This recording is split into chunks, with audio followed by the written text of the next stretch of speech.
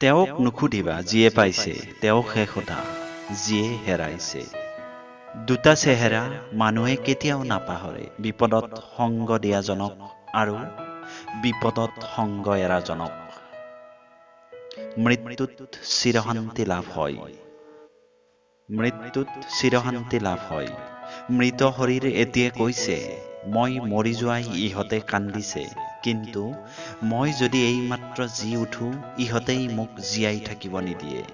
আগবাঢ়ি যোৱা ব্যক্তিয়ে কাকো আগবাঢ়ি যোৱাত বাধা নিদিয়ে, আৰু অইনক বাধা দিয়া ব্যক্তিয়ে কেতিয়াও আগবাঢ়ি যাব নোৱাৰে।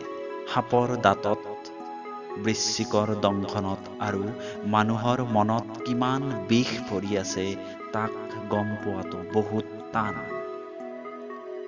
কেলেণ্ডাৰে সদায় তাৰিখ সলায়, কিন্তু এদিন এটা তাৰিখ আহে, সেইদিনা গোটেই কেলেণ্ডাৰখনেই সলনি হৈ যায়। সেয়ে এদিন নহয় এদিন সকলোৰে দিন আহে। আপুনি কেৱল ধৈৰ্য ধৰি একাগ্ৰতাৰে কৰ্ম কৰি যাওক। এদিন আপোনাৰো দিন আহিব, এদিন আপুনিও সফল হ'বই। ৰাস্তা সকলো ফালে থাকে বন্ধু। আপোনাৰ ওপৰত নিৰ্ভৰ কৰে যে আপুনি পাৰ হ'বনে ৰৈ থাকিব। ষ্টেচনত ৰেলখন আপোনাৰ বাবেই ৰৈছিল। আপোনাৰ ওপৰত নিৰ্ভৰ কৰিব আপুনি প্লেটফৰ্মত ৰৈ থাকিব নে আপুনি ৰেলখনত উঠি আপোনাৰ গন্তব্য স্থানলৈ যাব। বন্ধুসকল, সুযোগৰ সদ্ব্যৱহাৰ কৰক।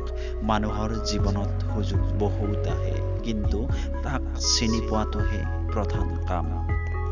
শেষত চাণক্যৰ এটা নীতি বচনেৰে সামৰিছো। হাতীক 1000 হাত দূৰৰ পৰা, ঘোঁৰাক 100 হাত দূৰৰ পৰা, শিং থকা জন্তু 10 হাত দূৰৰ পৰা, আৰু দুৰ্জন ব্যক্তিক দেখা মাত্ৰকে সেই স্থান ত্যাগ কৰা উচিত। অৰ্থাৎ দুৰ্জন ব্যক্তি এজন জন্তু বা পশুতকৈও ভয়ংকৰ। ধন্যবাদ।